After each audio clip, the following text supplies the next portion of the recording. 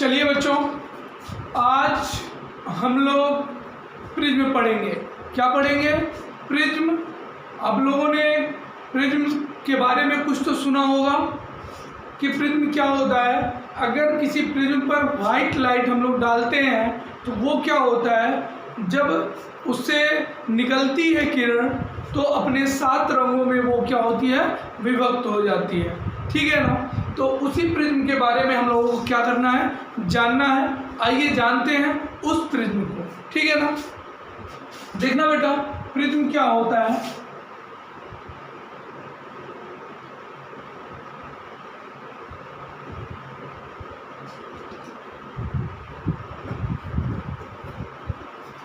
देखेंगे प्रिज्म की अगर डिफिनीशन की बात करेंगे तो जो प्रिज्म की डिफिनीशन होता है, प्रिज्म एक समान पारदर्शी माध्यम होता है जो 2 समतल पृष्ठों द्वारा किसी कोण पर क्या होता है, झुका होता है। प्रिज्म क्या होता है? एक समान पारदर्शी माध्यम होता है। प्रिज्म एक समान पारदर्शी माध्यम होता है जो 2 समतल पृष्ठों द्वारा किसी कोण पर झुका होता है। ठीक है ना? तो हम लिख सकते हैं प्रिज्म की परिभाषा। क्या लिखेंगे? लिखेंगे प्रिज्म एक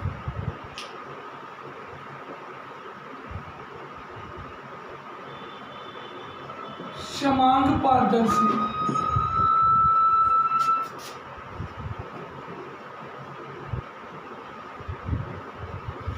माध्यम होता है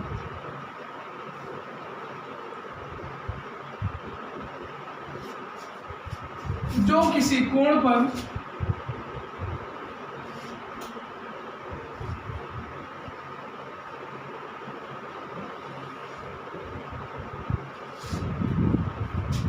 दो समतल पृष्ठों द्वारा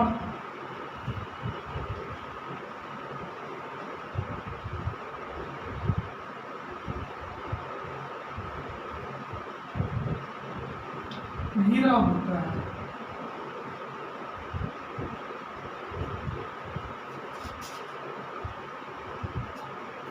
प्रिज्म की डिफिनीशन सबको क्लियर हो गई।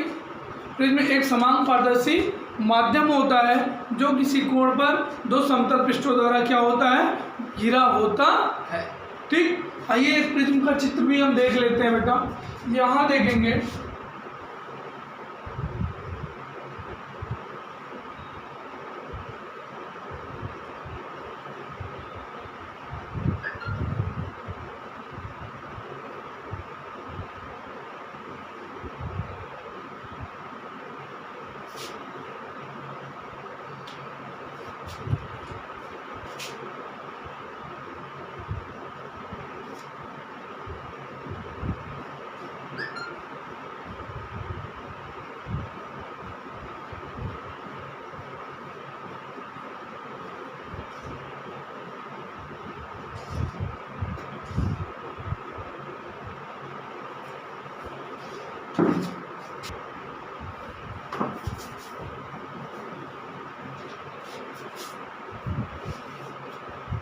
ठीक है, ये क्या हो गया, आपका प्रिज्म बन गया। ठीक, इसमें ये वाली जो पृष्ठ होती है बेटा, ये जो आपको दिखाई दे रही है, इस वाले पृष्ठ को हम लोग बोलते हैं अपवर्तक पृष्ठ। क्या बोलते हैं? अपवर्तक पृष्ठ। ये जो पृष्ठ होती है इसको हम लोग क्या बोलते हैं? अपवर्तक पृष्ठ। क्लियर हो गया? यानी अगर हमसे कोई पूछे कि अपवर्तक पृष्ठ क्या होती है तो हम कह देंगे जिस पृष्ठ पर प्रकाश की किरण क्या होती है, आपतित होती है, उसे हम लोग क्या कहते हैं? अपवर्तक पृष्ठ कहते हैं। क्लियर? तो यहाँ पर आप अपवर्तक पृष्ठ की परिभाषा लिख सकते हैं।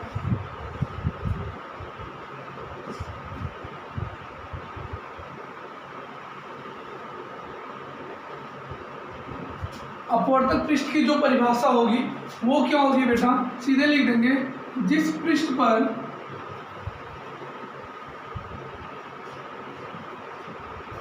प्रकाश की किरण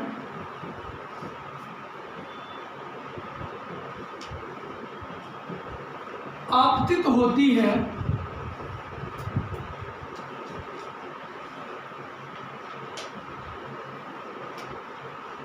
उसे अपवर्तक पृष्ठ कहते हैं।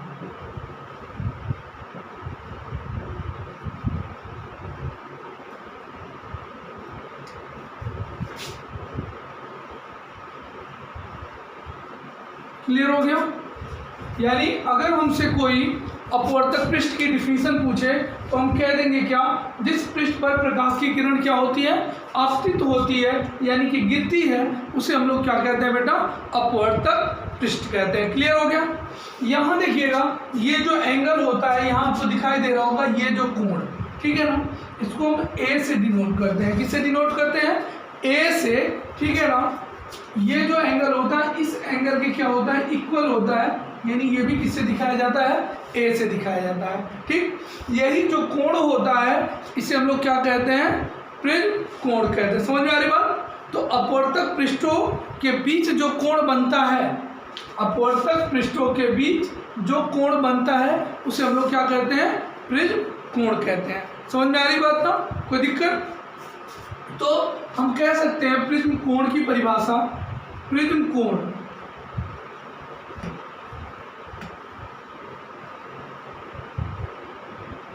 ठीक है। प्रिज्म कोण क्या होता है? अगर प्रिज्म कोण की बात करेंगे तो क्या होगा, अपवर्तक पृष्ठों द्वारा या अपवर्तक पृष्ठ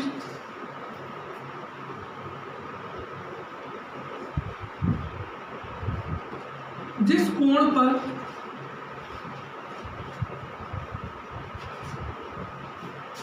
झुके होते हैं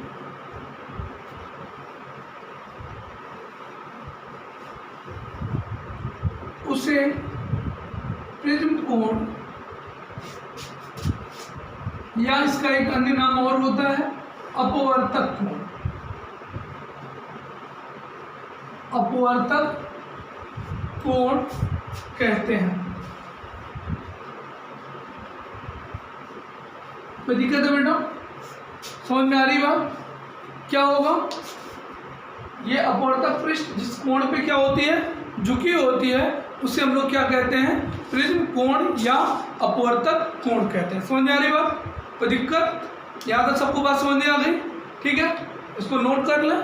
ठीक, आगे हम लोग जानते हैं विचलन कोण। क्या जानेंगे? विचलन कोण।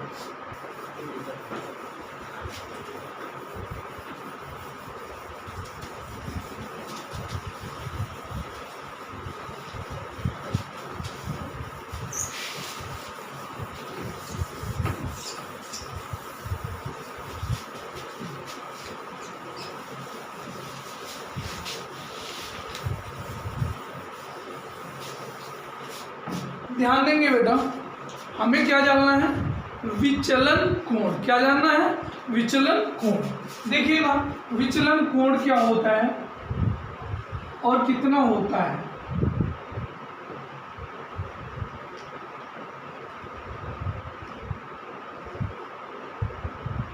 हम एक प्रिज्म बनाते हैं, ठीक है ना। ध्यान देंगे, वैसे तो प्रिज्म कई प्रकार की होती है, ठीक, हर प्रकार के प्रिज्म का यहाँ डिस्कस नहीं करते, बुकों में दिया गया है, आप उसको थोड़ा सा पढ़ लीजिएगा, ठीक है ना। कि यहाँ मैं एक एक प्रिज्म बताऊँ, टाइम बर्बाद करूँ, ठीक, इससे अच्छा है कि आप किताब में प्रिज्म को देख लेंगे। ठीक, तो यहाँ देखेंगे बेटा विचलन कोण। यहाँ देखिएगा, आपके सामने एक प्रिज्म तैयार कर रहा हूँ,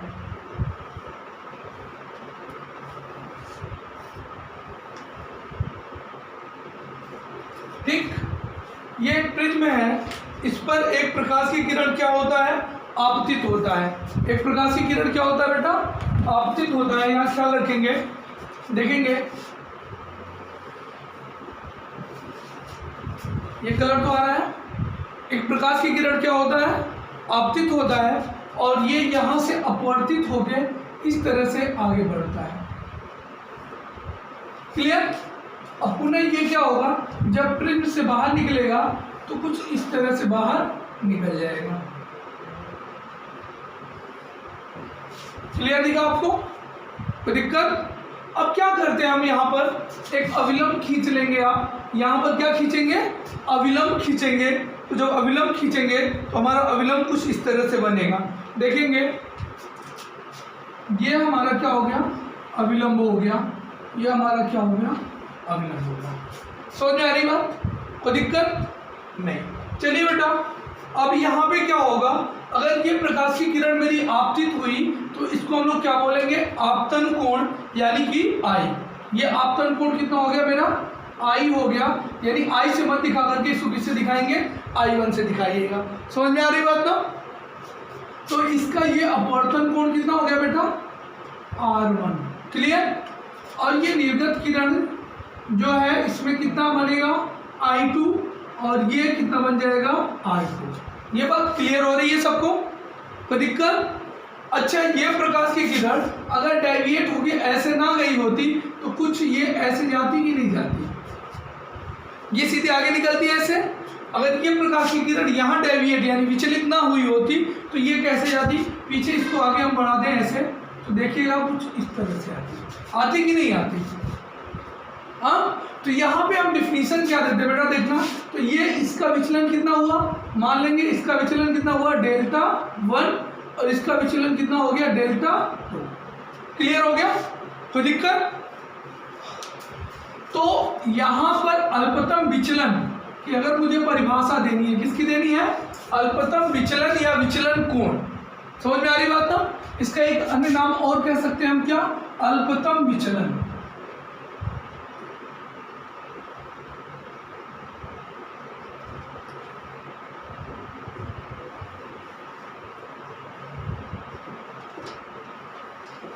समझ में आ रही बात, अल्पतम विचलन। देखिएगा अल्पतम विचलन की डिफिनीशन क्या होगी, हम बात करेंगे यदि आपतित किरण को आगे बढ़ा दिया जाए। आप देख रहे हो कि मैंने आपतित किरण को क्या बढ़ाया, आगे बढ़ाया, और निर्गत किरण, इसको कौन सी किरण बोलते हैं बेटा, आपतित किरण। कौन सी किरण, आपतित किरण। समझ में आ रही बात। और इसको कौन सी किरण बोलते हैं, निर्गत किरण, निर्गत किरण। ये बात समझ में आ रही है। तो हम कह देंगे आपतित किरण को आगे बढ़ाने पर तथा निर्गत किरण को पीछे बढ़ाने पर इनके बीच ये जो कोण बन रहा है, दिख रहा है ना, इसको हम लोग बोलते हैं अल्पतम विचलन कोण। क्या बोलते हैं, अल्पतम विचलन कोण। किसी बच्चे को दिक्कत हो रही है, अल्पतम विचलन कोण क्लियर हो गया सिंपल शब्दों में। तो यहाँ लिख सकते हैं क्या, आपतित किरण को आगे बढ़ाने पर, ठीक है, डिफिनीशन लिखेंगे क्या, आपतित किरण को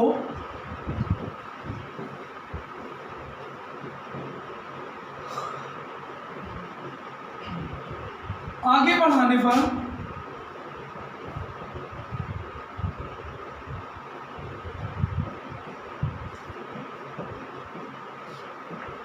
तथा निर्गत किरण को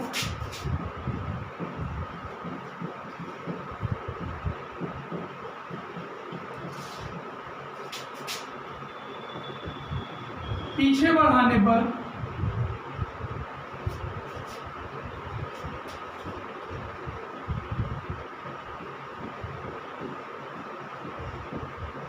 उनके बीच जो कोण बनता है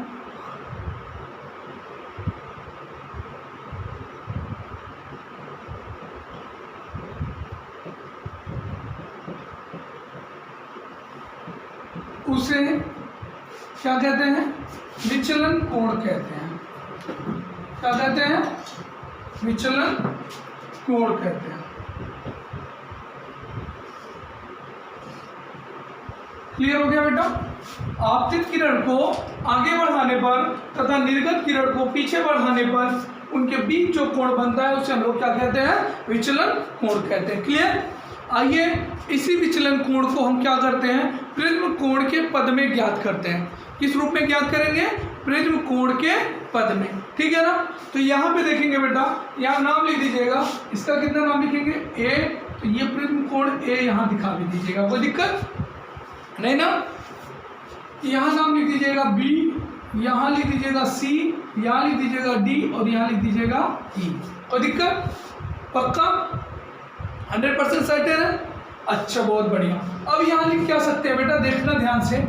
हम लिख सकते हैं कि I1 बराबर, यानी एंगल I1, इसका प्रूफ जो होगा देखिएगा, एंगल I1 बराबर कितना होगा, देखिएगा Δ1 प्लस R1। ये बात दिख रही है, एंगल I1 बराबर Δ1 प्लस R1 कैसे? शीर्षा विमुख कोण से, शीर्षा विमुख कोण। क्लियर हो गया? यहां देखिएगा एंगल आई ये है और डेल्टा 1 R1 ये है, तो ये पूरा इसका क्या बनेगा? शीर्षा विमुख कोण बनेगा, यानी I1 बराबर डेल्टा 1 प्लस R1। तो यहाँ से हम डेल्टा 1 का मान कैलकुलेट करते हैं, तो डेल्टा 1 बराबर हमारा आ जाता है बेटा, क्या आ जाएगा? ध्यान देंगे R1, देखिएगा डेल्टा 1, ठीक है, इधर रहेगा, R1 को किधर लेके आएंगे? इधर, तो ये क्या हो जाएगा? माइनस R1 होगा। तो यहाँ हम लिख क्या देंगे? I1 माइनस R1, इसको हम क्या ले लेंगे? Equation first. कोई डाउट है आपको? नहीं। दूसरी चीज, यहाँ से अगर I2 से देखेंगे तो ये इसका शीर्षा विमुख बनेगा, तो I2 बराबर क्या होगा? डेल्टा 2 प्लस R2, ठीक है। तो वहाँ से हम अगर डेल्टा 2 की वैल्यू कैलकुलेट करते हैं इसी प्रकार, तो आप लिख देंगे I2 बराबर क्या हो जाएगा बेटा? डेल्टा 2 प्लस R2, कौन से कोण से? शीर्षा विमुख कोण से। क्लियर हो गया? अब यहां से क्या करोगे? डेल्टा 2 इज इक्वल टू, अगर आप निकालोगे तो डेल्टा 2 इज इक्वल टू कितना आ जाएगा बेटा आपका? I2 minus R2। इसको आप क्या मान लेना? इक्वेशन सेकेंड मान लेना। कोई दिक्कत है? मुझे वैल्यू किसकी चाहिए? डेल्टा m की। किसकी चाहिए? डेल्टा m की। तो डेल्टा m क्या होगा देखना बेटा, ये त्रिभुज BDE का बहिष्कोण बन रहा है, बन रहा नहीं बन रहा है? देखिए मैं अलग से बना रहा हूँ यहाँ पर। अगर कोई त्रिभुज इस तरह से है, ठीक है, और त्रिभुज की किसी एक भुजा को बढ़ा दिया जाए, किसी एक भुजा को क्या किया जाए? चाहे इस भुजा को चाहे इस भुजा को अगर बढ़ा देते हैं, तो ये जो कोण बनता है बेटा, इसको हम लोग बोलते हैं बहिष्कोण। क्या बोलते हैं? बहिष्कोण, यानी आउटर एंगल। इंग्लिश में क्या बोलेंगे इसको? आउटर एंगल, यानी कि बहिष्कोण। तो ये जो बहिष्कोण होता है अपने दूरस्थ कोण, यानी इससे जो दूर वाले कोण होते हैं उनके योग के क्या होता है? बराबर होता है। क्लियर हो गया? यानी ये वाला कोण इन दोनों कोणों के योग के बराबर होगा। अगर यही ऐसे न हो करके, ध्यान देंगे, अगर हम बहिष्कोण इधर निकाल लिए होते, चलिए आप लोगों के लिए एक और कोण यहाँ ये हो गया, तो ये बहिष्कोण बन गया, हमने इस भुजा को आगे बढ़ा दिया। अब ये जो कोण होगा अपने दूर वाले, यानी इस और इस कोण के योग के क्या होगा? बराबर होगा। समझ में आ रही बात ना? यानी ये कोण जो होगा इन दोनों कोणों के योग के बराबर होगा। 100% समझ में आ गया? कोई डाउट है? नहीं? तो देखेंगे बेटा,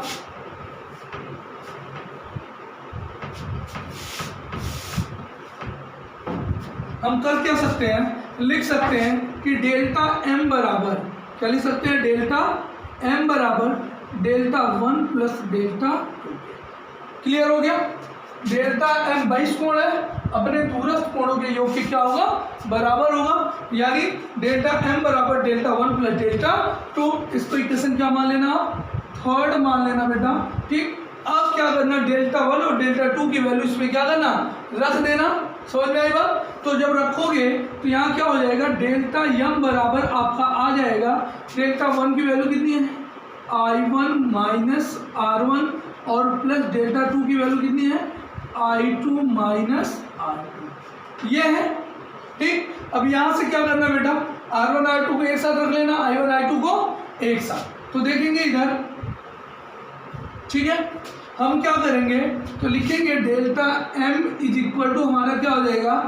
I1 प्लस I2, ठीक है, I1 प्लस I2, और इन दोनों में से क्या कॉमन ले लोगे? माइनस कॉमन ले लोगे, तो ये क्या बनेगा? R1 plus I2। तो यहाँ लिख देंगे माइनस कॉमन लेकर के ब्रैकेट लगा देना, तो हो जाएगा R1 प्लस R2। ये बात सबको क्लियर हो गई? 100%, ठीक है। इसको मान लेना बेटा इक्वेशन जो भी हो, कौन सा है? थर्ड के बाद क्या आ जाएगा? फोर्थ। क्लियर हो गया कि नहीं क्लियर हुआ? एकदम पूरा पूरा हो रहा है। अब एक चीज देखना बेटा, अगर यहाँ हम इस ट्रायंगल की बात करते हैं, ट्रायंगल BDC की, यानी BCD की, तो इनके अंतः कोणों का योग क्या होता है? 180 अंश। यानी आपको पता है कि किसी भी ट्रायंगल का जो इंटरनल एंगल होता है उनका जो एडिशन यानी योग होता है वो कितना होता है? 180 अंश, ठीक है। तो त्रिभुज के अंतःकोणों का योग कितना होता है 180 अंश। तो हम लिख सकते हैं क्या, यहाँ पे लिखेंगे त्रिभुज क्या बी सी और डी में, दिख रहा है बेटा, बी सी डी में क्या हो जाएगा R1 यानी angle R1 plus angle R2, ठीक है, और plus angle C is equal to कितना 180। इसको क्या मान लेना इक्वेशन, ठीक है। अब यहाँ देखेंगे बेटा एक चतुर्भुज बन रहा है ABCD, बन रहा नहीं बन रहा है, कोई दिक्कत, तो यहाँ लिख देंगे क्या चतुर्भुज ABCD में, क्लियर है। देखेंगे बेटा कहीं भी लिख सकते हो, ये लिखने में कोई दिक्कत नहीं है, ठीक है ना, जहां आपकी इच्छा करे वहां लिखो, ठीक है, केवल आपका कॉन्सेप्ट सही होना चाहिए, कॉन्सेप्ट कहीं गलत नहीं जाना चाहिए। तो देखो बेटा यहाँ क्या हो गया ABCD में, ABCD में, क्लियर हो गया। क्या होता है कोण A धन कोण C बराबर कितना हो जाएगा 180 अंश। तो यहाँ लिख देंगे बेटा क्या कोण A प्लस कोण C बराबर कितना 180 अंश। इसको इक्वेशन क्या ले लेना 6, ठीक। अब क्या करेंगे इक्वेशन 5 और 6 से देखेंगे, किसे देखेंगे 5 और 6 से देखेंगे कि इनका राइट हैंड साइड क्या है इक्वल है। जब राइट हैंड साइड इक्वल है तो लेफ्ट हैंड साइड क्या होगा इक्वल होगा, क्लियर है। तो हम लिख सकते हैं बेटा यहाँ देखेंगे क्या लिखेंगे angle R1 plus angle R2 plus angle C is equal to angle A plus angle C, है कि नहीं है, क्लियर हो गया यहाँ से। तो यहाँ क्या करेंगे बेटा एंगल C से एंगल C कैंसिल हो गया, तो हम लिख सकते हैं कि angle R1 plus angle R2 is equal to angle A के, कोई दिक्कत। तो जहाँ R1 R2 है, ठीक है, उसको क्या कर देना R1 R2 की जगह आप कितना लिख देना A लिख देना। तो एंगल देखिएगा यहाँ R1 R2 इक्वेशन 4 में देखेंगे, ठीक है ना, R1 R2 की जगह क्या लिख सकते हैं A लिख सकते हैं नहीं लिख सकते हैं, तो लिख दीजिए। तो यहाँ लिख देंगे इक्वेशन 4 में वैल्यू रखने पर, ठीक है, तो यहाँ लिख देंगे इक्वेशन मतलब समीकरण, समीकरण 4 में R1 plus R2 is equal to A रखने। अब एंगल लगा लीजिएगा, ये दिमाग में बना लीजिएगा, अगर कोण है तो कोण का सिंबल रखिएगा, अगर मैं छोड़ भी देता हूँ तो, ठीक है ना, क्योंकि बोर्ड एग्जाम में अगर कोई आपसे चाहे तो आधा नंबर काट लेगा इसी बहाने, तो आप ऐसा मत करिएगा, ठीक है। तो यहाँ क्या होगा बेटा लिख सकते हैं एंगल, यहाँ क्या हो जाएगा delta M is equal to हमारा कितना आ जाएगा I1 प्लस I2 और माइनस क्या A, ये क्या हो गया हमारा अल्पतम विचलन का फार्मूला। समझ में आ रही बात ना, जो आपको क्या करना था कैलकुलेट करना, सबको क्लियर हो गया अल्पतम विचलन का फार्मूला। कोई डाउट है किसी को तो बोल दो, नहीं ना, अल्पतम विचलन समझ में आ गया, नोट कर लो।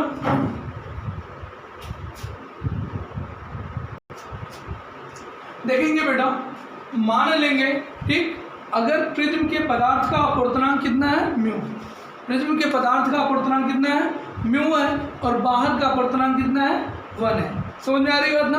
तो यहाँ पर हम क्या करेंगे स्नेल के नियम से प्रिज्म के पदार्थ का अपवर्तनांक म्यू का मान भी हम क्या करते हैं कैलकुलेट कर लेते हैं। आइए देखते हैं कैसे कैलकुलेट करते हैं।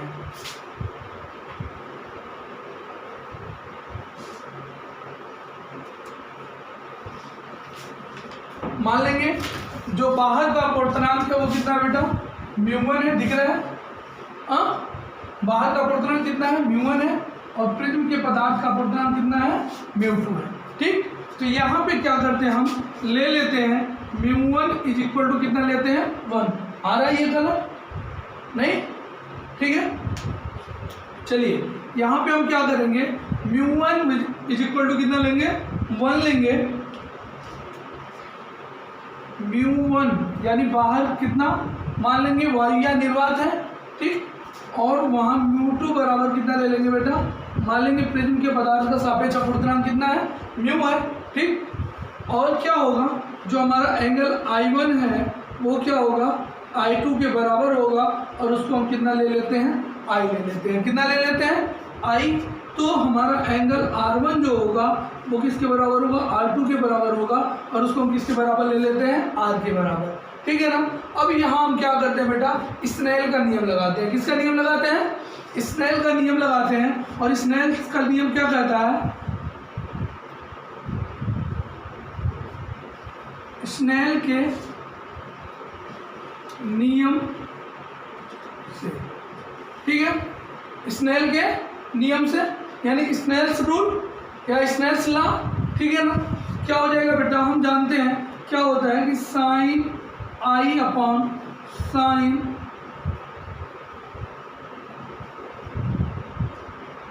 R इक्वल टू μ2 अपॉन क्या होता है, ये पता है सबको। तो यहाँ पे क्या होगा, जो I है वो I है, जो R है वो क्या है, R है। μ2 कितना है, μ2 जो है म्यू के बराबर है, और μ1 कितना है, 1 है। तो ये वैल्यू पुट कर दिया है।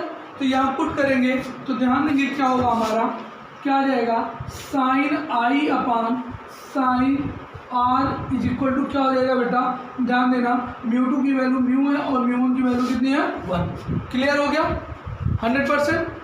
तो यहाँ से हम क्या करेंगे, I और R की वैल्यू निकालेंगे, I और R की वैल्यू निकाल करके रख देंगे यहाँ पे, समझ में आएगा।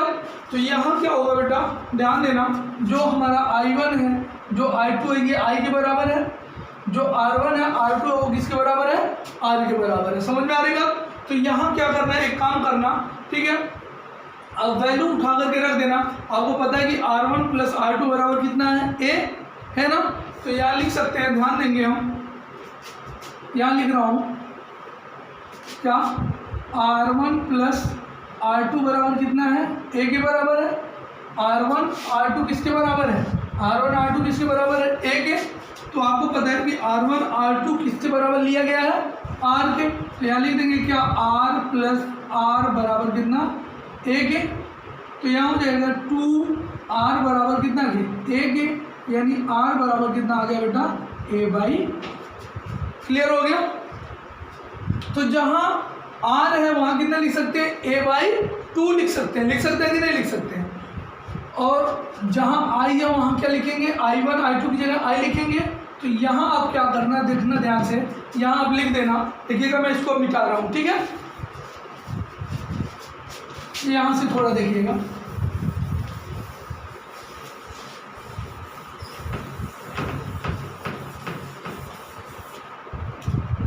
यहाँ क्या हो जाएगा, delta M is equal to I1 की वैल्यू कितनी हो जाएगी, I प्लस I2 की वैल्यू कितनी हो गई, I, ठीक है, माइनस R1 R2 की वैल्यू कितनी हो गई, देखो R1 धन R2 हो जाएगा। तो यहाँ लिख सकते हैं कितना, देखिएगा R प्लस R लिख सकते हैं क्या, कोई दिक्कत। तो यहाँ क्या होगा बेटा, ध्यान देना, डेल्टा M बराबर ये कितना हो जाएगा, 2I हो जाएगा। होगा कि नहीं होगा, होगा, ठीक। और या तो R1 प्लस R2 की वैल्यू आपको A पता है कि नहीं है, तो आप यहाँ लिख सकते हो R1 प्लस R2 की जगह A भी लिख दो, ठीक, क्योंकि हमें R के टर्म में तो लेके नहीं आना है, A के टर्म में ही लेके आना है। तो यहाँ पे क्या करना, अब सीधे क्या करना, R1 R2 की जगह कितना लिख देना, A। ज़्यादा दिमाग मत लगाइए, कितना हो जाएगा, R1 प्लस R2 की वैल्यू कितनी है, A। यहाँ हो जाएगा 2I माइनस A हो जाएगा, और A को इधर लेके आएंगे तो delta M plus A is equal to 2I हो जाएगा। यानी I की वैल्यू कितनी होगी बेटा, I इज इक्वल टू हो जाएगा डेल्टा M प्लस A अपान कितना, 2। ठीक है। तो यहाँ से मुझे I और यहाँ से R की वैल्यू मिल गई। तो I और R की वैल्यू यहाँ रख दिया जाए। तो I और R की वैल्यू अगर आप रखते हो तो ध्यान देना बेटा, क्या हो जाएगा, साइन I की वैल्यू है A plus delta M upon 2K, और अपान साइन R की वैल्यू कितनी है, R की वैल्यू आप निकाले हो A बाई 2K, कितना हो जाएगा, A by 2 is equal to क्या बेटा, म्यू। ठीक है, ये प्रिज्म के पदार्थ के अपवर्तनांक का क्या हो गया, सूत्र हो गया। ठीक है ना, यानी प्रिज्म के पदार्थ का जो अपवर्तनांक आता है वो क्या आता है, sine A plus delta M upon 2 upon sine A by 2। समझ जाएगा, कोई दिक्कत है। इसको नोट कर लीजिए। हो गया। चलिए बेटा देखते हैं, अगर हमारी प्रिज्म बहुत पतली होती है, ठीक है ना, अगर प्रिज्म हमारी क्या है, बहुत पतली है, तब आप क्या करोगे। तो पतली प्रिज्म के लिए जो साइन आई होता है, आपको पता है कि बहुत छोटे कोण के लिए साइन आई किसके बराबर लिया जाता है, आई के लिया जाता है, नहीं लिया जाता है। तो यहाँ पे हम क्या करेंगे, पतले प्रिज्म के लिए यहाँ से साइन को क्या करेंगे, हटा लेंगे। समझ में आ रही बात ना। तो जब साइन को हटाओगे आप तो क्या आएगा बेटा, हमारा आएगा, या लिख देंगे पतले प्रिज्म के लिए, इसके लिए ये है पतले प्रिज्म के लिए। क्लियर हो गया। पतले प्रिज्म के लिए क्या होगा, क्या हो जाएगा, a प्लस डेल्टा एम अपान 2 हो जाएगा। अपान कितना हो जाएगा बेटा, a/2 इज इक्वल टू क्या, म्यू के, यहाँ 2 से 2 क्या होगा, कैंसिल, बीच का मल्टीप्लाई बीच में, तो यहाँ हमारा कितना आ जाएगा, a plus delta M upon कितना हो जाएगा, a is equal to mu के। ठीक, तो जिसके बटा कुछ उसके बटा एक क्रॉस मल्टीप्लाई करा देना। ठीक है, जब क्रॉस मल्टीप्लाई आप कराओगे क्या हो जाएगा, a plus delta M is equal to mu into A K. यहाँ से मुझे क्या चाहिए, अलपतम विचलन ही चाहिए, तो क्या करेंगे, delta M is equal to हो जाएगा बेटा mu into A minus A के होगा। अब क्या करेंगे, delta M is equal to यहाँ से एक कॉमन ले लेंगे, क्या हो जाएगा, म्यू माइनस 1। ये क्या हो जाएगा, पतले प्रिज्म के लिए हमारा अलपतम विचलन का सूत्र हो जाएगा। समझ में आ रही बात, कोई दिक्कत है किसी को। ठीक है, इसको आप नोट कर लीजिएगा।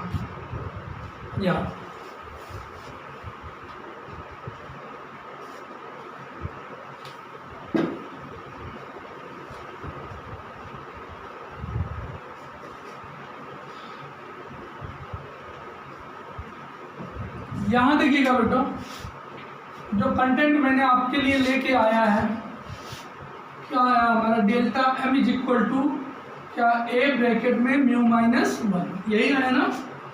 क्या है हमारा, delta M is equal to जो हमारा आया है, देखेंगे, ठीक है, delta M is equal to आ गया ए ब्रैकेट में म्यू माइनस 1, यही आया ना। ध्यान दीजिएगा, इस फार्मूले का प्रयोग आप कब करोगे, ठीक है, जब प्रिज्म कोण का मान यानी ए का जो मान होगा वो क्या होगा, 10 डिग्री से कम होगा, यानी 10 अंश से कम होगा, तभी आप क्या करिएगा, इस फार्मूले का प्रयोग करिएगा, अन्यथा इस फार्मूले का प्रयोग नहीं करेंगे। ये दिमाग में बैठा लीजिएगा कि न्यूमेरिकल अगर मुझे सॉल्व करना है तो न्यूमेरिकल सॉल्व करते समय मुझे क्या करना पड़ेगा, अगर ए का मान 10 अंश से कम है तभी इस फार्मूले को हम लगा सकते हैं, अन्यथा मुझे क्या करना पड़ेगा, म्यू इज इक्वल टू क्या, साइन ए प्लस डेल्टा एम अपान 2 अपान क्या हो जाएगा, साइन a/2 के ही फार्मूले का प्रयोग करना है। समझ में आएगा, कोई दिक्कत है। ठीक, आइए दो एक नोट समझा लेते हैं। अगर कोई प्रिज्म है, प्रिज्म के पदार्थ का अपवर्तनांक और बाहर का अपवर्तनांक दोनों सेम हो जाए तब क्या कंडीशन होंगे बेटा, तब हम जानेंगे क्या होता है। ठीक, या प्रिज्म हमारी जो है समांतर बनी हुई है किसी समांतर प्लेटों से, ठीक है ना, यानी प्रिज्म के जो अपवर्तक पृष्ठ है वो क्या है, समांतर है। प्रिज्म के अपवर्तक पृष्ठ क्या है, समांतर है, तो क्या होगा। ठीक, तो दो कंडीशन के लिए हम लोग विचलन कोण जानते हैं क्या होता है बेटा, देखेंगे। यहां देखेंगे नंबर 1 कंडीशन आप जानेंगे,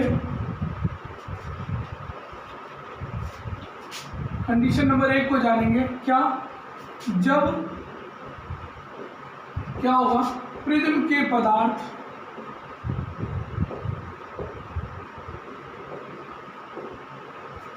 का अपवर्तनांक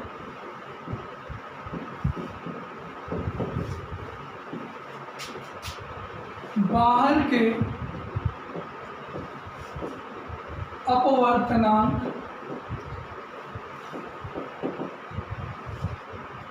के बराबर हो।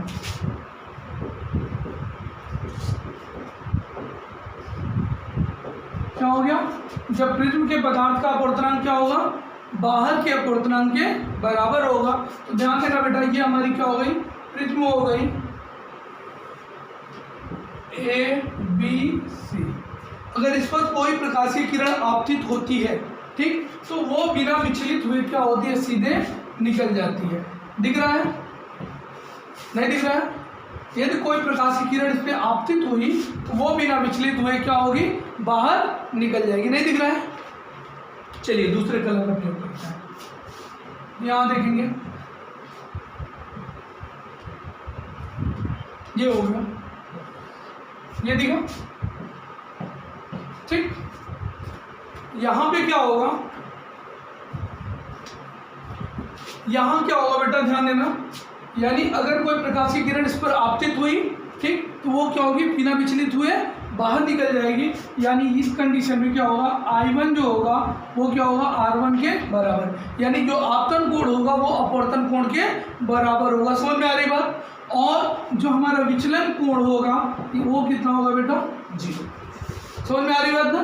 यानी विचलन कोण कितना हो जाएगा, 0। 100% क्लियर हो गया, कोई दिक्कत नहीं है। दूसरा कंडीशन हम क्या जानेंगे, जब जो है हमारी जो प्रिज्म है, ठीक है, उसके अपवर्तक पृष्ठ क्या है, एक दूसरे के समांतर है, ठीक। यानी लिख सकते हैं प्रिज्म के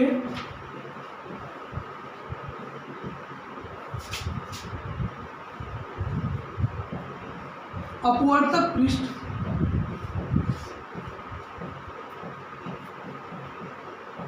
एक दूसरे के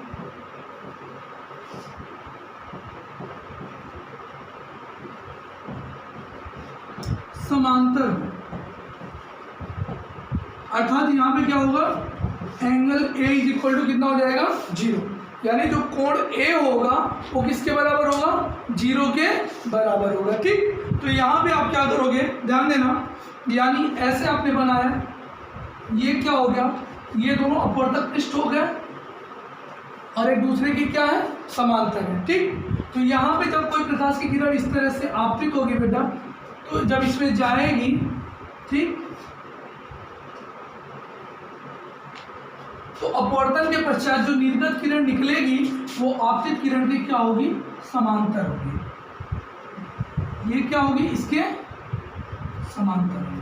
यानी ये दो किरणें, ये दोनों किरणें जो आपको दिखाई दे रही हैं, एक दूसरे के क्या है, समांतर है। अतः इस कंडीशन में जो डेल्टा एम होगा, यानी विचलन कोण होगा, वो क्या होगा, 0 होगा। यानी प्रिज्म के पदार्थ के अपवर्तक पृष्ठ अगर एक दूसरे के समांतर हो, अर्थात उनका जो प्रिज्म कोण होगा वो कितना होगा, 0 डिग्री का होगा, तो उस कंडीशन में जो इनका विचलन कोण होगा वो कितना होगा, 0 होगा। समझ में आ रही बात? तो विचलन कोण के लिए कब 0 होंगे, दो कंडीशंस हमने जाना। पहला कि अगर प्रिज्म के बाहर का जो अपवर्तनांक है वो प्रिज्म के अंदर के अपवर्तनांक की क्या है, बराबर है, तो वहां पे विचलन कोण कितना होगा, 0 होगा। दूसरा कंडीशन हमने क्या जाना कि अगर प्रिज्म के अपवर्तक पृष्ठ एक दूसरे के क्या हो, समांतर हो, ठीक है ना, तो वहां पर भी विचलन कोण कितना होगा, 0 होगा। ये दो कंडीशंस होते हैं, ठीक है। चलिए नेक्स्ट क्लास में हम आप लोगों के लिए लेकर के आएंगे इंद्रधनुष, ठीक है, इंद्रधनुष लेकर के आएंगे और जो है प्रकीर्णन लेकर के आएंगे। इसके साथ हम प्रिज्म को क्या करेंगे, समाप्त करेंगे, ठीक। अगर वीडियो अच्छा लगा हो तो वीडियो को लाइक, शेयर और सब्सक्राइब जरूर करें। जय हिंद।